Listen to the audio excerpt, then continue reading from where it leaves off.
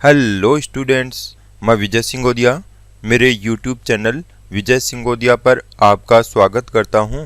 आज हम पढ़ेंगे रिलेशंस पार्ट 3 और इसमें टाइप्स ऑफ रिलेशंस का सेकंड पार्ट हम पढ़ेंगे। ओके, अभी तक हमने 3 रिलेशंस पढ़े हैं और इनमें पहला है रिफ्लेक्सिव रिलेशन, दूसरा है सिमेट्रिक रिलेशन और तीसरा है ट्रांजिटिव रिलेशन। तो आज हम पढ़ेंगे इक्विवेलेंस रिलेशन। तो आज का लेसन स्टार्ट करते हैं इक्विवेलेंस रिलेशन से। तो इसमें आप यूं समझो कि कोई भी रिलेशन R किसी सेट A में इक्विवेलेंस होगा यदि वहां पर 3 टाइप के रिलेशन होने चाहिए। पहला रिलेशन रिफ्लेक्सिव, दूसरा रिलेशन सिमेट्रिक, तीसरा रिलेशन ट्रांजिटिव। मतलब ये हुआ कि इक्विवेलेंस रिलेशन अपने आप में 3 रिलेशन समाहित करता है। तो किसी सेट A में अगर ये 3 रिलेशन होंगे तो वो रिलेशन इक्विवेलेंस रिलेशन होगा। और इसको हम एक एग्जांपल से यूं समझेंगे, इक्वल का जो रिलेशन है वो इक्विवेलेंस रिलेशन होगा। तो equal is a equivalence relation. Equal equivalence relation कैसे होगा, इसको आप यूं समझो, यहाँ पर हम 3 रिलेशन चेक करेंगे। पहला रिफ्लेक्सिव, दूसरा सिमेट्रिक, तीसरा इक्विवेलेंस। तो इसमें फर्स्ट रिलेशन रिफ्लेक्सिव के लिए आप देखो, रिफ्लेक्सिव रिलेशन। तो इक्वल के लिए हमें रिफ्लेक्सिव रिलेशन यूं चेक करना है। अगर हम सपोज करें कि A कोई एलिमेंट है और ये किसी सेट A का एलिमेंट है, तो A अपने आप के इक्वल होता है। तो यहाँ पर हम कह सकते हैं कि कैपिटल R रिफ्लेक्सिव रिलेशन होगा। सेकंड रिलेशन हम चेक करेंगे सिमेट्रिक रिलेशन। तो सिमेट्रिक रिलेशन के लिए हमें कोई 2 एलिमेंट की जरूरत पड़ेगी। तो यहाँ पे हमने सपोज किया कि A और B 2 एलिमेंट है जो कैपिटल A के सेट में है, और अब इसमें हम A इक्वल टू B लेंगे, यानी कि A और B दोनों इक्वल है। तो इससे एक कंक्लूजन ये भी तो निकल के आएगा कि जब A B के इक्वल है तो B भी A के इक्वल होगा। इसका मतलब ये रिलेशन सिमेट्रिक रिलेशन होगा। और इसके बाद में तीसरा रिलेशन हम देखेंगे ट्रांजिटिव रिलेशन। तो ट्रांजिटिव रिलेशन के लिए हमें 3 एलिमेंट्स की जरूरत पड़ेगी। तो यहाँ पे हमने 3 एलिमेंट्स माने A, B और C, और ये तीनों के तीनों कैपिटल A सेट में से हमने लिए। अब इनमें देखो A इक्वल टू B है and B equal to C है। तो इन दोनों से एक कंक्लूजन ये भी निकल के सामने आएगा कि जब A B के इक्वल है और B C के इक्वल है तो A भी C के इक्वल होगा। तो यहाँ पे हम लिखेंगे implies A equal to C। इसका मतलब ये हुआ कि इक्वल यहाँ ट्रांजिटिव रिलेशन होगा। जब इक्वल रिफ्लेक्सिव भी है, सिमेट्रिक भी है और ट्रांजिटिव भी है तो इक्वल इक्विवेलेंस रिलेशन होगा। ओके, तो इन तीनों रिलेशंस को बच्चों मैं एक बार फिर से आपको रिमाइंड करवा देता हूं। यहाँ आप देखिए ऑर्डर्ड पेयर के फॉर्म में अगर A, A का ऑर्डर्ड पेयर कैपिटल R में है तो इसका मतलब A का रिलेशन A के साथ है, और जब A का रिलेशन A के साथ होगा तो हम कहेंगे ये रिलेशन रिफ्लेक्सिव होगा। उसके बाद में सिमेट्रिक में आप देखो, यहाँ पर सिमेट्री पाई जाती है, यानी कि अगर AB कैपिटल R में है तो AB कैपिटल R में होगा, ऐसा रिलेशन सिमेट्रिक होगा। और उसके बाद में ट्रांजिटिव के लिए देखो, अगर AB कैपिटल R में है और BC कैपिटल R में है तो ये A और C यानी AC ये भी कैपिटल R में होगा। आप पहले पढ़ चुके हो कि अगर किसी रिलेशन में AB और BC दोनों होंगे तभी हम ये चेक करेंगे कि AC है या नहीं है। अगर AC है तब तो ट्रांजिटिव होगा, और अगर AC नहीं है तो ट्रांजिटिव नहीं होगा। और आपने ये भी देखा था कि अगर AB के साथ में BC नहीं है तो हम ये चेक नहीं करेंगे कि AC है या नहीं है, हम डायरेक्ट ही कहेंगे कि वहां पर वो ट्रांजिटिव होगा। ओके, अब हम एक एग्जांपल सोल्व करते हैं। Examine equivalence relation on set of real numbers. और यहाँ पर अपने को दो रिलेशंस दिए हुए हैं। एक रिलेशन का नाम है R1, दूसरे का R2। R1 का मतलब है ordered pair of AB such that A minus B is an even number. और यहाँ पर R2 अपने को दिया है ordered pair of AB such that A minus B is an odd number. तो सबसे पहले हम R1 के लिए चेक करेंगे, और R1 के लिए तीनों रिलेशंस यहाँ पर चेक करेंगे। तीनों का मतलब रिफ्लेक्सिव, सिमेट्रिक और ट्रांजिटिव। तो सबसे पहले हम देखेंगे रिफ्लेक्सिव रिलेशन। रिफ्लेक्सिव रिलेशन देखने के लिए आप यहाँ पर सपोज करो कि रियल नंबर का जो सेट है उसका कोई एलिमेंट है, और वो एलिमेंट हमने माना 2। तो 2 बिलोंग करता है रियल नंबर के सेट को। अब रिफ्लेक्सिव के लिए हम किसी एलिमेंट का रिलेशन उसी के साथ देखते हैं। तो यहाँ पर हम देखेंगे कि 2 माइनस 2 यानी A minus B। A minus B का मतलब हो गया A की जगह भी 2 पुट करना है, B की जगह भी 2। तो ये वैल्यू 0 आ गई। 0 आने का मतलब है ये तो एक इवन नंबर है। तो इसका मतलब हुआ कि 2 का 2 से रिलेशन है। तो इसका मतलब ये रिलेशन रिफ्लेक्सिव होगा। और उसके बाद में हम सेकंड रिलेशन यहाँ पर चेक करेंगे, symmetric relation. Symmetric relation check करने के लिए हमें यहाँ पर कोई दो एलिमेंट्स की ज़रूरत पड़ेगी, और वो एलिमेंट हमने लिए 2 और 4। तो यहाँ 2 और 4 बिलोंग करते हैं कैपिटल R को, रियल नंबर को। अब आप इनमें रिलेशन देखिए कि जैसा रिलेशन 2 का 4 के साथ है वैसा ही रिलेशन 4 का 2 के साथ है क्या। तो यहाँ पे देखो 2 माइनस 4 इक्वल टू आ गया माइनस का 2, और 4 माइनस 2 इक्वल टू आ गया प्लस का 2। लेकिन इन दोनों का मॉडुलस सेम है, यानी कि यहाँ पर 2 ये भी इवन नंबर है और ये 2 ये भी इवन नंबर है।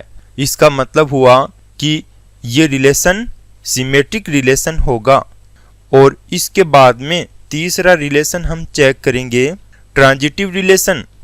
तो ट्रांजिटिव रिलेशन के लिए हमें कोई 3 एलिमेंट्स की ज़रूरत पड़ेगी। तो यहाँ पर मैंने कोई 3 एलिमेंट ले लिए। एक तो लिया 6, एक 4 और एक 2। और ये तीनों के तीनों एलिमेंट्स कैपिटल R के एलिमेंट्स हैं, यानी कि कैपिटल R के सेट में से मैंने कोई 3 एलिमेंट ले लिए, 6, 4, 2। और अब हम यहाँ पर इनमें ट्रांजिटिव रिलेशन शो करेंगे। तो उसके लिए पहले तो 6 और 4 में रिलेशन, तो ये आ गया 6 माइनस 4 इक्वल टू 2, और 2 यहाँ पर इवन है। एंड 4 और 2 में रिलेशन, यानी कि 4 माइनस 2, तो ये भी 2 आ गया, ये भी इवन है। और अब अपने को ये प्रूव करना है कि 6 और 2 में कैसा रिलेशन है। तो 6 माइनस 2 ये आएगा 4, तो ये भी एक इवन नंबर है। इसका मतलब हुआ कि 6 और 2 में भी रिलेशन है, तो यहाँ पर ट्रांजिटिव रिलेशन भी होगा। यानी R1 के लिए ये रिलेशन रिफ्लेक्सिव भी होगा, सिमेट्रिक भी होगा, ट्रांजिटिव भी होगा। तो R1 ये इक्विवेलेंस रिलेशन होगा। अब हम चेक करेंगे R2 के लिए। तो आप देखो R2 के लिए भी हमें ये तीनों रिलेशंस चेक करने होंगे। पहला रिलेशन है रिफ्लेक्सिव रिलेशन।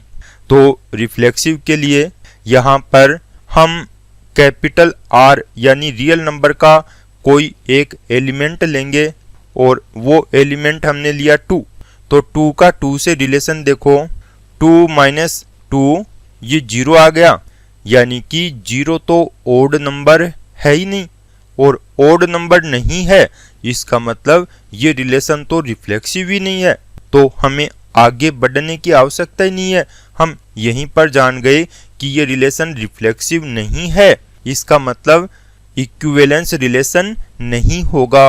आप पहले अच्छे से जान चुके हो कि इक्विवेलेंस रिलेशन के लिए 3 रिलेशन होने आवश्यक हैं, अगर तीनों में से कोई सा एक भी नहीं है तो वो इक्विवेलेंस रिलेशन नहीं होगा।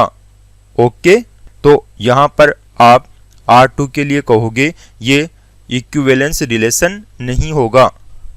अब हम नेक्स्ट एग्जांपल देखते हैं। ये इक्विवेलेंस रिलेशन का इम्पोर्टेंट एग्जांपल है। आप इसमें देखो, if A equal to set of ABC then identify the equivalence relations. अब अपने को यहाँ पर R1 से लेकर R6 तक अलग अलग रिलेशन दिए हुए हैं और अपने को ये पता लगाना है कि इनमें कौन सा रिलेशन तो इक्विवेलेंस होगा और कौन सा नहीं होगा।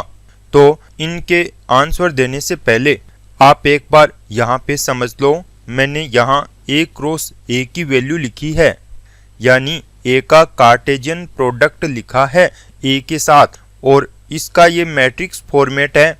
इसको मैट्रिक्स फॉर्मेट में मैंने इसलिए लिखा ताकि ये समझने में आसान हो। अब हमें R1 को इक्विवेलेंस बताने के लिए कि ये इक्विवेलेंस रिलेशन है या नहीं है, हमें 3 रिलेशन चेक करने होंगे। पहला रिफ्लेक्सिव, दूसरा सिमेट्रिक, तीसरा ट्रांजिटिव। तो सबसे पहले हम देखेंगे कि R1 रिफ्लेक्सिव रिलेशन है या नहीं है। तो आप ये पहले पढ़ चुके हो कि रिफ्लेक्सिव रिलेशन होने के लिए ये जो डायगोनल है, इस डायगोनल के जितने भी एलिमेंट्स हैं ये सारे के सारे उस रिलेशन में होने चाहिए। अगर उस रिलेशन में इनमें से एक भी नहीं होगा तो वो रिफ्लेक्सिव नहीं होगा, क्योंकि रिफ्लेक्सिव में हमें ये बताना होता है कि कोई भी एलिमेंट खुद से रिलेट करता है, यानी किसी भी एलिमेंट का खुद से रिलेशन होना जरूरी है। इसका मतलब यहाँ सेट A के लिए A, B, B, C ये तीनों होने रिक्वायर्ड है। तो यहाँ R1 में A है, B है, C है, इसका मतलब R1 यहाँ पर रिफ्लेक्सिव है। और उसके बाद सिमेट्रिक रिलेशन, तो सिमेट्रिक रिलेशन में आपने देखा था अगर AB है तो AB के साथ में BA होगा, अगर AC है तो इसके साथ में CA होगा, अगर BC है तो इसके साथ में CB होगा।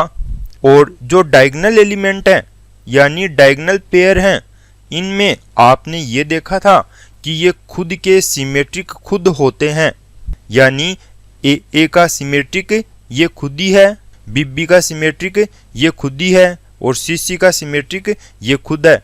तो इसका मतलब यहाँ A, B, C ये सिमेट्रिक भी हैं। ट्रांजिटिव के लिए आपने देखा था कि अगर R के सेट में AB है, इसके साथ में BC है, तो हमें ये चेक करना होगा कि इन दोनों के साथ में AC भी है क्या, और अगर AC है तब तो वो ट्रांजिटिव होगा, और AC नहीं है तो वो ट्रांजिटिव नहीं होगा। और इसके साथ आपने ये भी देखा था कि अगर ऐसा पेयर बनता है यानी कि AB के साथ BC हो, तब तो हमें ट्रांजिटिव चेक करने की आवश्यकता पड़ती है, और अगर ऐसा कोई भी पेयर नहीं बनेगा तो हम कहेंगे कि ये ट्रांजिटिव होगा। तो यहाँ पे A, ये ऐसा पेयर बनाएगा ही नहीं, तो इसका मतलब ये ट्रांजिटिव है। B ये भी ट्रांजिटिव है, C ये भी ट्रांजिटिव है। कहने का मतलब है कि डायगोनल एलिमेंट्स ये सारे के सारे ट्रांजिटिव होते हैं। तो यहाँ A, B, C ये ट्रांजिटिव है। इसका मतलब R1 रिफ्लेक्सिव है, सिमेट्रिक है, ट्रांजिटिव है तो R1 इक्विवेलेंस रिलेशन होगा। अब इसके बाद में R2 के लिए हम चेक करेंगे। तो R2 के लिए पहले रिफ्लेक्सिव, तो रिफ्लेक्सिव में डायगोनल एलिमेंट्स सारे के सारे होने चाहिए। तो यहाँ पर A है, B है, लेकिन C नहीं है, इसका मतलब ये तो रिफ्लेक्सिव ही नहीं है, तो हमें आगे चेक करने की आवश्यकता ही नहीं है। तो आप कहोगे R2 यहाँ पर रिफ्लेक्सिव नहीं होने के कारण इक्विवेलेंस रिलेशन नहीं बनाएगा। उसके बाद में R3 के लिए चेक करो। R3 के लिए आप देखो, इसमें A है, B है, C है और इसके बाद AB है। तो सबसे पहले हम चेक करेंगे रिफ्लेक्सिव। तो ये रिफ्लेक्सिव होगा क्योंकि ये तीनों के तीनों एलिमेंट्स इसमें है। और उसके बाद में हम सिमेट्रिक चेक करेंगे। तो A, B, C ये सिमेट्रिक होंगे। और उसके बाद में AB, तो यहाँ पर AB सिमेट्रिक होने के लिए इसके साथ में BA होना भी रिक्वायर्ड था, लेकिन यहाँ पर BA नहीं होने से ये सिमेट्रिक नहीं होगा। इसका मतलब यहाँ पर दूसरा कंसेप्ट रॉन्ग हो गया, यानी कि ये सिमेट्रिक नहीं बना, इस वजह से R3 भी इक्विवेलेंस रिलेशन नहीं होगा। और अब R4 को चेक करेंगे। तो इसमें A, B, C ये तीनों है तो रिफ्लेक्सिव तो है। बाद में सिमेट्रिक के लिए देखो, यहाँ पर ये तीनों सिमेट्रिक होते हैं। और यहाँ पर BC है, BC के साथ CB है तो ये भी सिमेट्रिक है, इसका मतलब R4 सिमेट्रिक भी है। अब तीसरा रिलेशन यहाँ पर चेक करेंगे ट्रांजिटिव। तो ये डायगोनल पेयर्स ये सारे के सारे ट्रांजिटिव है। अब हम देखेंगे BC और CB। तो BC और CB को लेकर यहाँ पर दो टाइप की कंडीशंस बनेंगी। पहली कंडीशन आप देखो, हमें यूं लेना है BC, CB। अब BC है, CB है, तो इन दोनों के साथ हम चेक करेंगे कि BB भी है क्या। तो यहाँ पर BB भी है। अब दूसरी कंडीशन यहाँ पे बनेगी, हम पहले इस CB को लेंगे, तो CB और इसके बाद में लेंगे BC को। तो इसमें आप देखो CB है, BC है, तो इन दोनों के साथ में CC होना चाहिए। तो यहाँ पर CC भी है, इसका मतलब ये रिलेशन तो ट्रांजिटिव भी है। तो R4 रिफ्लेक्सिव है, सिमेट्रिक है, ट्रांजिटिव है, इसका मतलब हुआ कि ये इक्विवेलेंस रिलेशन हो गया। और इसके बाद में आप देखो R5 को, R5 यहाँ पर फाई है। फाई में आप चेक करो कि रिफ्लेक्सिव है क्या। आप जानते हो रिफ्लेक्सिव होने के लिए जो ये डायगोनल पेयर हैं ये होनी चाहिए, यानी कि डायगोनल के सारे एलिमेंट्स उसमें होने चाहिए। तो यहाँ पर तो फाई में है ही नहीं है, इसका मतलब फाई कभी भी रिफ्लेक्सिव नहीं होगा। तो हमें आगे चेक करने की आवश्यकता ही नहीं है, यहाँ पर R5 इक्विवेलेंस रिलेशन नहीं होगा। और इसके बाद में R6 को चेक करते हैं। R6 ये कार्टेशियन प्रोडक्ट आ गया A क्रॉस A का, यानी कि R6 में सारे के सारे 9 एलिमेंट्स हैं। तो यहाँ पर आप देखो ये रिफ्लेक्सिव भी होगा क्योंकि डायगोनल एलिमेंट्स इसमें है। और ये सिमेट्रिक भी होगा क्योंकि AB के साथ BA होगा, AC के साथ में CA होगा, BC के साथ में CB होगा। और डायगोनल पेयर ये सारे सिमेट्रिक होते ही हैं। उसके बाद में ट्रांजिटिव, तो ट्रांजिटिव के लिए आप यहाँ पर देख सकते हो, अगर AB है और उसके साथ में BA है तो इन दोनों के साथ में AA भी यहाँ पे है। और बाकी के एलिमेंट्स के लिए भी आप ये चेक कर सकते हो कि ये ट्रांजिटिव होगा। अब यहाँ आप ये चेक कर सकते हो कि इन रिलेशंस में लार्जेस्ट और स्मॉलेस्ट इक्विवेलेंस रिलेशंस कौन से हैं। तो यहाँ पर स्मॉलेस्ट इक्विवेलेंस रिलेशन R1 होगा और लार्जेस्ट ये होगा R6, यानी कि सबसे छोटा इक्विवेलेंस रिलेशन R1 होगा और सबसे बड़ा इक्विवेलेंस रिलेशन R6 होगा। अब हम देखेंगे एंटी सिमेट्रिक रिलेशन। आप पहले इसका कंसेप्ट समझिए। अगर रिलेशन कैपिटल आर के सेट में ए बी का ऑर्डर्ड पेयर है तो इसके साथ में बी ए का ऑर्डर्ड पेयर नहीं होगा। मतलब ये हुआ, अगर आर के सेट में ए बी है तो वहां पर बी ए नहीं होगा। अगर ए बी के साथ में बी ए हो तो वो तो सिमेट्रिक होगा। अब यहाँ पर हमें उल्टा चलना है, यानी कि ए बी के साथ में बी ए नहीं होना चाहिए। ये कंडीशन तब होगी जब ए की वैल्यू बी के इक्वल ना हो, यानी ए और बी दोनों डिफरेंट हो। अब इसी से हम ये भी कहेंगे कि अगर किसी सेट आर में ए बी है और उसमें बी ए बी है तो ये तभी पॉसिबल होगा जब ए की वैल्यू बी के इक्वल हो। इसका मतलब ये हुआ कि जो डायगोनल एलिमेंट्स होते हैं वो यहाँ पर एंटी सिमेट्रिक रिलेशन बनाएंगे। इसका सेंस निकलकर ये आता है, अगर आर के सेट में ए बी है तो उसके साथ बी ए नहीं होगा। ओके, अब हम एग्जाम्पल देखते हैं। If A equal to set of A B C then identify the anti symmetric relations. तो R1 से लेकर R6 तक यहाँ पर हमें अलग अलग रिलेशंस दिए हुए हैं और हमें ये पता लगाना है कि इनमें कौन सा रिलेशन एंटी सिमेट्रिक होगा और कौन सा नहीं होगा। और इसी के साथ में मैंने यहाँ पर ए क्रॉस ए की वैल्यू लिख दी है। अब आप देखो, R1 को एंटी सिमेट्रिक चेक करना है कि एंटी सिमेट्रिक है या नहीं है। तो आप इसमें देखिए, यहाँ पर ए बी, ए सी और बी सी, अगर ए बी के साथ में बी ए होगा तब तो एंटी सिमेट्रिक नहीं होगा, और ए सी के साथ में सी ए होगा तब भी नहीं होगा, बी सी के साथ में सी बी होगा तब भी नहीं होगा।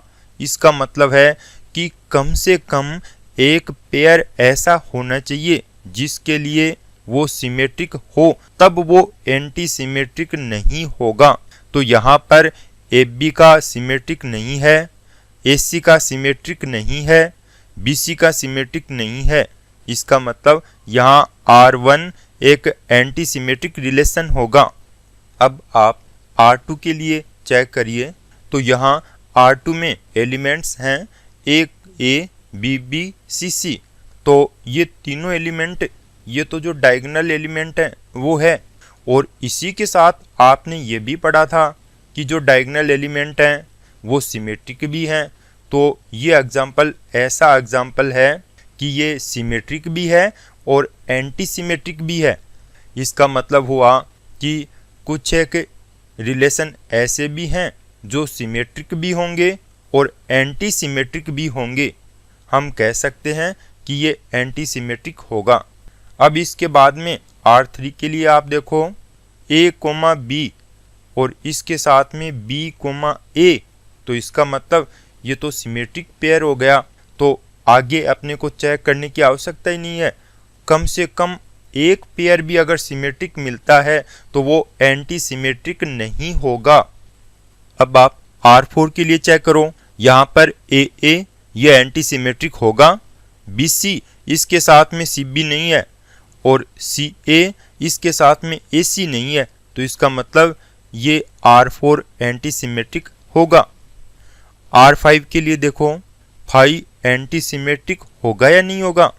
तो आप इसको यूं समझो कि एंटी सिमेट्रिक तभी पॉसिबल है जब AB के साथ में BA ना हो। तो यहाँ पर तो कोई AB एलिमेंट ही नहीं है, तो उसके साथ में BA भी नहीं है। यानी एंटी सिमेट्रिक में AB के साथ में BA नहीं होना चाहिए। तो यहाँ तो AB ही नहीं है तो BA कहाँ से होगा। इसका मतलब R5 को हम एंटी सिमेट्रिक रिलेशन लेंगे।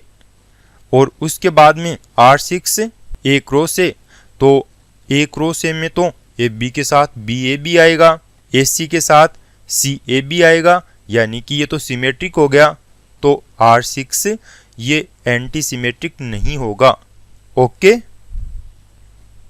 अब हम रिलेशन का 6th टाइप देखते हैं, आइडेंटिटी रिलेशन।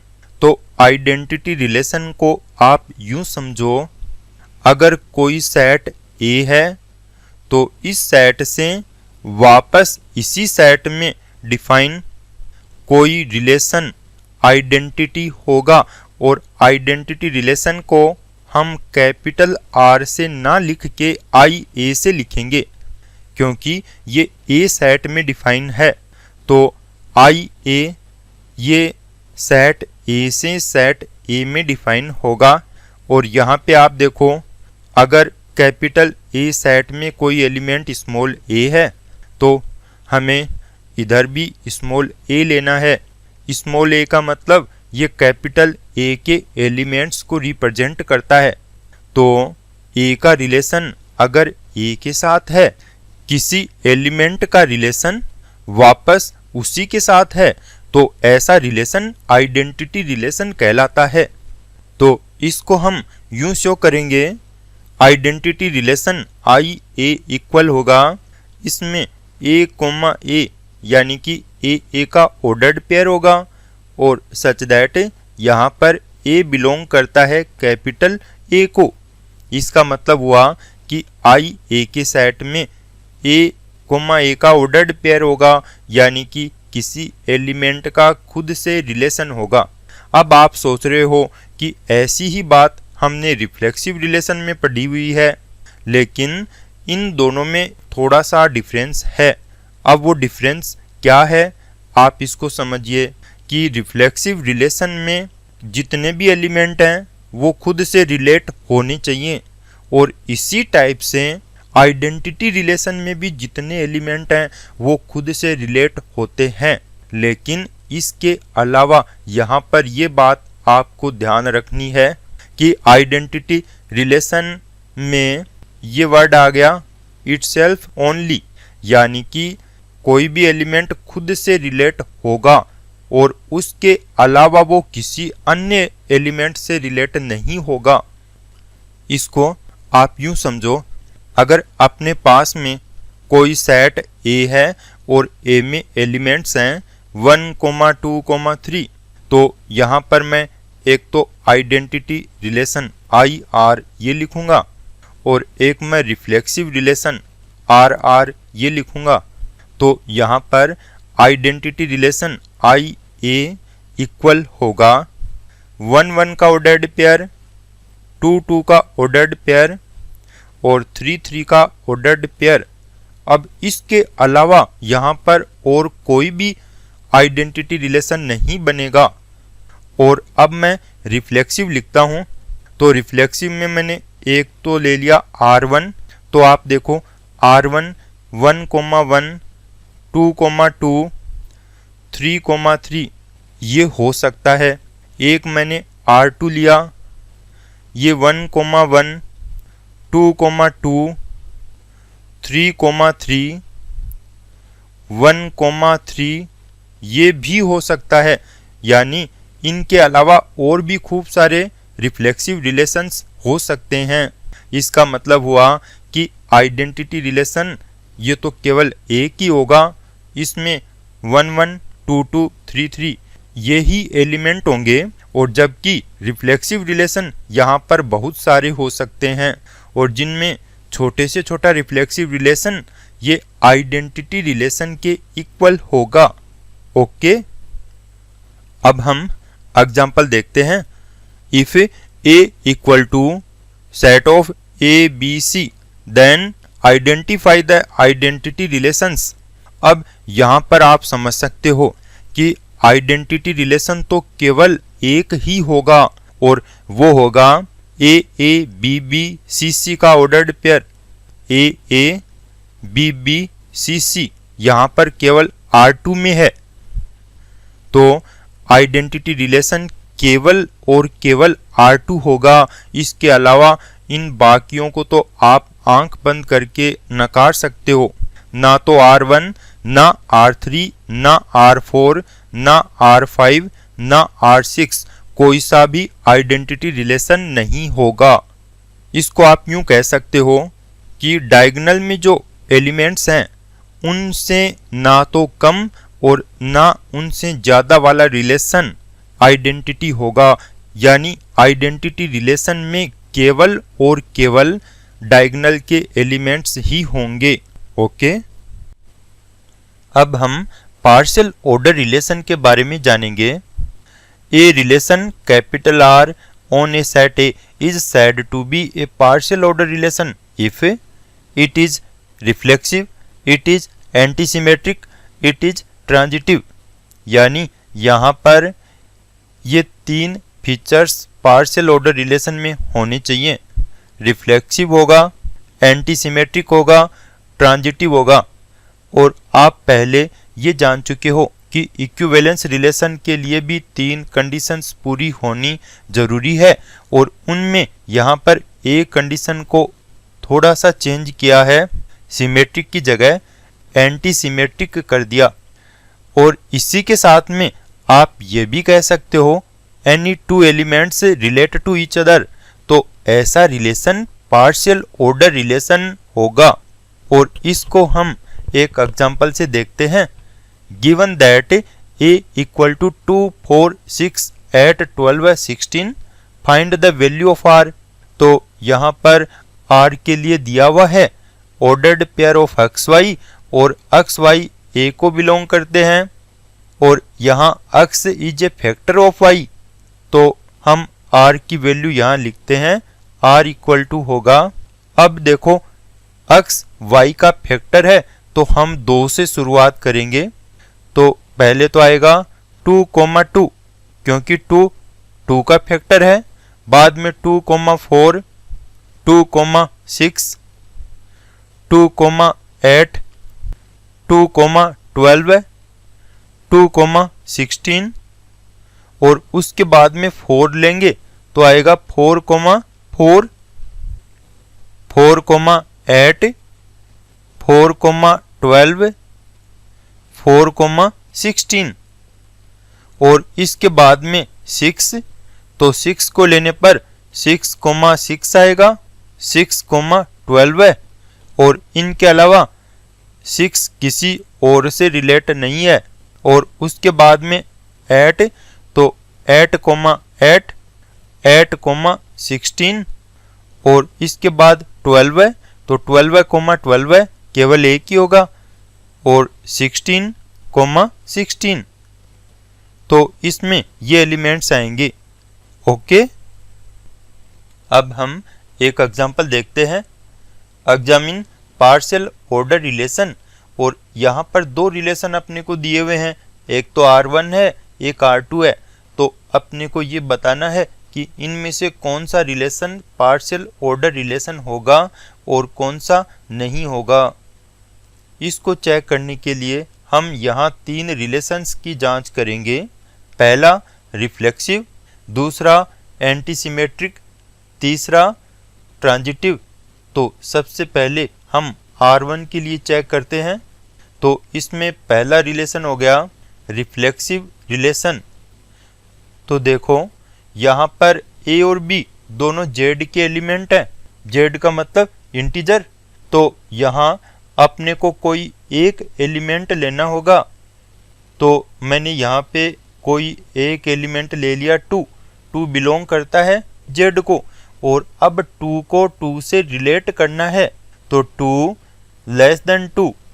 अब ये बात तो यहाँ रोंग है, तो इसका मतलब ये रिलेशन रिफ्लेक्सिव ही नहीं होगा, तो आगे जांच करने की आवश्यकता नहीं होगी। तो इसका मतलब रिफ्लेक्सिव नहीं होने पर R1 पार्शियल ऑर्डर रिलेशन नहीं होगा। और इसके बाद R2, तो R2 के लिए आप पहले तो जांच करो रिफ्लेक्सिव रिलेशन की। तो यहाँ पर मैं Z का कोई एलिमेंट लेता हूँ 2, तो 2 बिलोंग करता है Z को। अब 2 को 2 से रिलेट किया, तो R2 में ये दिया हुआ है A less than equal B, तो 2 लेस देन इक्वल टू 2। ये बात राइट है, इसका मतलब ये रिफ्लेक्सिव होगा। और दूसरा एंटी सिमेट्रिक रिलेशन, तो इसके लिए चेक करेंगे। यहाँ पर कोई दो एलिमेंट लेने होंगे, एक मैंने लिया 2, एक 4, ये दोनों के दोनों z के एलिमेंट हैं। तो अब देखो 2 लेस देन इक्वल 4 और इसके बाद में 4 और 2 में तो 4 लेस देन इक्वल 2। अब ये तभी पॉसिबल होगा जब a और b दोनों इक्वल हैं। आप ये जानते हो कि R में यदि AB है और उसके साथ में BA है तो ये तभी पॉसिबल है जब A इक्वल टू B होगा। तो अगर ये दोनों एलिमेंट सेम होंगे तभी हम कह पाएंगे कि यहाँ पर 2 4 और 4 2 दोनों इसमें होंगे। तो इसका मतलब ये रिलेशन एंटी सिमेट्रिक भी होगा। और इसके बाद में तीसरा रिलेशन हम चेक करेंगे, ट्रांजिटिव रिलेशन। इसमें अपने को 3 एलिमेंट लेने होंगे। तो यहाँ पर मैंने कोई 3 एलिमेंट ले लिए, 2 4 6 और ये z को बिलोंग करते हैं। तो पहले 2 और 4 में रिलेशन, बाद में 4 और 6 में, और उसके बाद में 2 और 6 में अपने को देखना है। तो पहले 2 लेस देन इक्वल 4, ये राइट है, एंड 4 लेस देन इक्वल 6। तो इन दोनों से हम ये कह सकते हैं 2 लेस देन इक्वल 6, ये राइट होगा। इसका मतलब ये ट्रांजिटिव भी होगा। तो यहाँ R2 रिफ्लेक्सिव भी है, एंटी सिमेट्रिक भी है, ट्रांजिटिव भी है। तो R2 यहाँ पार्शियल ऑर्डर रिलेशन होगा। ओके, अब हम नेक्स्ट एग्जांपल देखते हैं। If A equal to set of A B C then identify the partial order relations. अब अपने को R1 से लेकर R6 तक ये अलग अलग रिलेशंस दिए हुए हैं और इनमें पता लगाना है कि कौन सा पार्शियल ऑर्डर रिलेशन है और कौन सा नहीं है। तो देखो यहाँ पर हमें प्रत्येक रिलेशन के लिए ये चेक करना होगा कि वो रिफ्लेक्सिव है, एंटी सिमेट्रिक है और ट्रांजिटिव है। अगर तीनों है तब तो वो पार्शियल ऑर्डर रिलेशन होगा, और तीनों में से एक भी नहीं है तो वो पार्शियल ऑर्डर रिलेशन नहीं होगा। यहाँ अपने को ये चेक करना है कि ये 3 कंडीशंस को पूरा करते हैं या नहीं। तो पहले तो रिफ्लेक्सिव के लिए तो हम R1 के लिए जांच करेंगे। रिफ्लेक्सिव के लिए डायगोनल के सारे एलिमेंट्स R1 में हैं क्या? तो यहाँ पर R1 में AB AC BC यानी कि डायगोनल का कोई भी एलिमेंट नहीं है। इसका मतलब ये रिफ्लेक्सिव ही नहीं है, तो आगे जांच की आवश्यकता नहीं है। तो इसका मतलब ये पार्शियल ऑर्डर रिलेशन नहीं होगा।